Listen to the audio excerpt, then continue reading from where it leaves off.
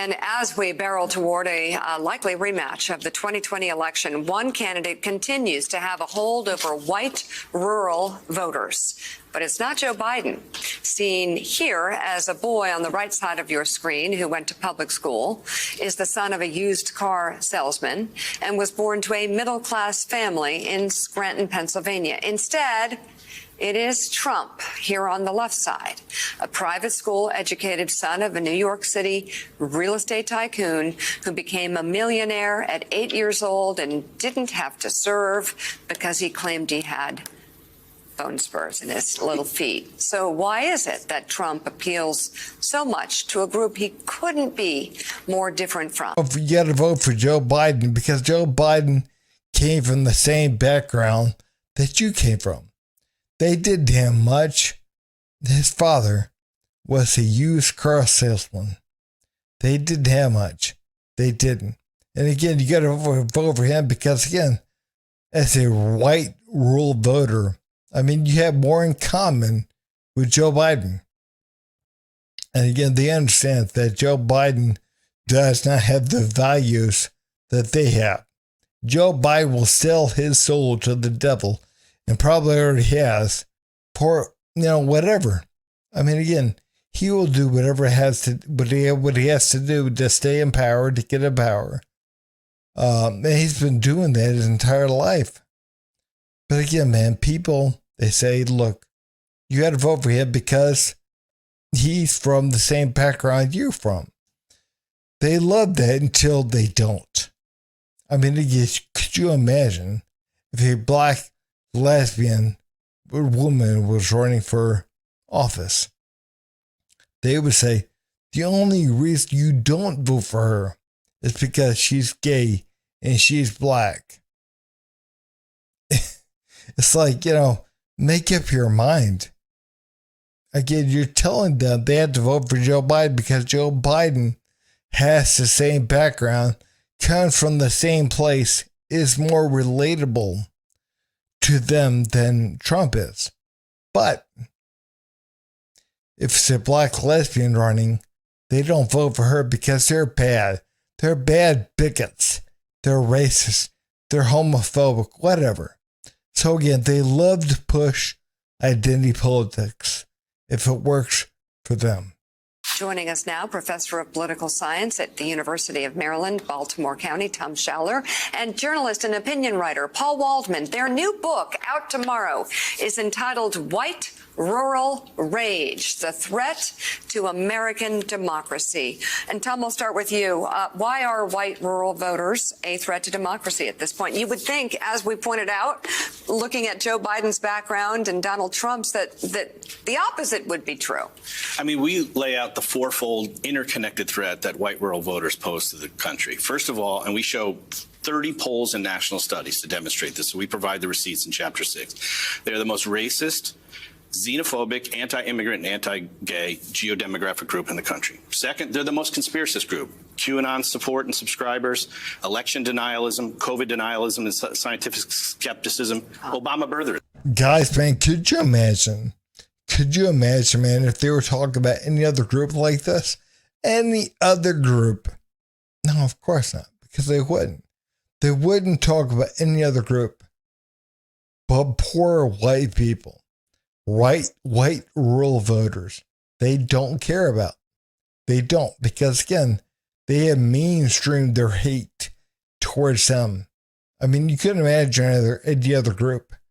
I mean, could you imagine poor black people? Of course not.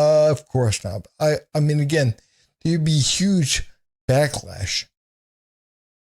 Even though poor black people, they commit a majority of violent crime in the country, even though black people are 12.8% of the population. But again, what they're doing is they're saying, again, you can hate white people, you can hate poor white people. They're homophobic, they're racist, they're election deniers, they're COVID deniers. And again, we have to recognize, man, even the government says that, the COVID virus probably escaped from the lab in Wuhan. Probably did. Even they're admitting it might have happened that way. But they have to make white rural voters look bad. So again, they say they're this or that. They're election deniers. What happened in 2016 after Hillary lost? Again, can we recognize what happened then? They went nuts. They were like, oh my God, there's no way Trump won. They would not call him a legitimate president. Remember that? But again, they have to fan those flames. They have to call him racist, transphobic, homophobic. Yeah, I mean, again, they attack one group of people. It's okay. But again, white people, especially white poor people, be on notice. They don't like you. They don't like the white man. They hate the white man. They don't want him. The mainstream media, they demonize white people. Why? Because right now it goes along with what they want. But again, people have got to recognize, man, when it no longer serves them, they will go the other way. And they will do so quickly. Whatever way serves them. So people have got to wake up and they got to realize what's happening. Anti-democratic sentiments. They don't believe in an independent press, free speech. They're most likely to say the president should be able to act unilaterally without any checks from Congress or the courts or the bureaucracy. They're also the most strongly white nationalist and white Christian nationalists. And fourth, they are most likely to excuse or justify violence as an acceptable alternative to peaceful public discourse. So you mentioned a lot of negative factors about. You got to somehow worry about the poor white voter? I don't think so. I don't think so. Again, when it comes to free speech, they don't want to be told what pronouns they have to call somebody. So again, talking about free speech, they're for it. They want it. And then talking about freedom of press. I mean, again, remind me, who lost their damn mind when Tucker Carlson interviewed Putin? Who lost their mind? The left. They did. We had to recognize that. And again, who lost their mind when Elon Musk took over Twitter? The left. And who lost their damn mind when anyone a couple of years back questioned COVID?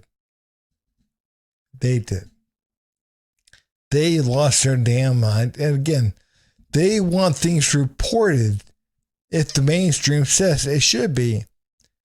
But they don't understand freedom of press and freedom of speech.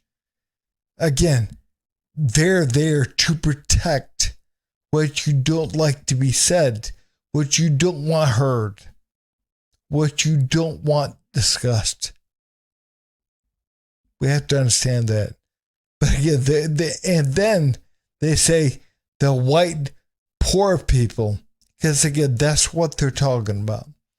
They're saying the white poor people, they commit all this violent crime. They do all this violence. No, the violence comes from the people that you cater to. No offense, man, but less than 13% of the population commits over 50% of all violent crime. But again, they don't like talking about that. They don't want to talk about that because, again, they're black and brown. They don't want to talk about that. Not one bit. And again, I'm not saying that all black people and brown people do things wrong. I'm not saying that one bit. But I am saying they commit crimes at much higher rates, especially black, than whites. Reverend Al Guys has a question for you. Rev? Tom, wouldn't you also say that it is in the interest of those like Donald Trump to put the blame on people who are likely to be going through the same kinds of challenges in maybe a different part of the country, like blacks, like browns, like migrants. And he channels this rage that they rightfully have in rural areas toward the wrong people, and those that could do something about it escape without having to make change, because if those rural whites and blacks and migrants and browns came together, they could really force real change. Isn't it a diversion to the wrong people based on their inherent racism and xenophobia? Absolutely, Reverend Allen. As you probably know, 24% of rural America is non-white now. And we have had 8 years since Trump came down the escalator in June 2015 of focusing on rural whites, the heartland flyover people, and what their economic anxieties are. But with the exception of two things that we can find, opioid deaths and gun deaths, on every other measure in rural America, rural Latinos, rural African Americans, and rural Native Americans, the most rural population in America, are doing worse. And nobody cares about their economic anxiety. White poor people, I mean, they're killing themselves at much higher rates than anyone else. And again, they're on drugs and they're dying. But by every other standard, they're doing better than black and brown. You mean not on welfare? You know, again, we have to truly understand, you know, if somebody works for the tire plant and they work there for 20 years and then they get let go, they lose their pension, whatever. I mean, if they come home, they kill themselves, and you say, you know what, they're doing so much better than black and brown. Then you wonder why people like Donald Trump, again, they have their ear. Why they are giving him their vote. Because again, he is saying, hey, look, I'm listening to you. I am listening to the average American. And again, it's not white, it's not black, but I'm listening to you. And white rural America is saying, it's about time. Thank God somebody's listening. That's what's happening, and that's why they're giving them their vote. And again, the only reason why they kill themselves is because they're suffering. They're not doing it for fun. But again, people, you know, they're like, black and brown people got so much worse. Oh, the poor black and brown people, nobody cares about them. But that's not true. I mean, again, we hear all the time about the poor black and brown people. All the damn time. Nobody talks to the poor white people. Nobody does. Nobody cares. And again, man, if anyone focused on that, they're racist. Again, that's why they call people like Donald Trump racist. And he's not. And again, there are a good amount of black Americans that understand that. And again, they understand if white America doesn't do well, they're not going to do well. You know, if the average everyday white American that works at the factory, if they're not doing well, well, guess what? They're not going to do well either. Because again, they're working right next to them. They get it. They understand. But again, the reason why white rural America is voting for Donald Trump is because Donald Trump is listening to what they have to say. And again, he's the first person in quite a long time that is. But guys, if you would, please like, subscribe, and leave a comment down below.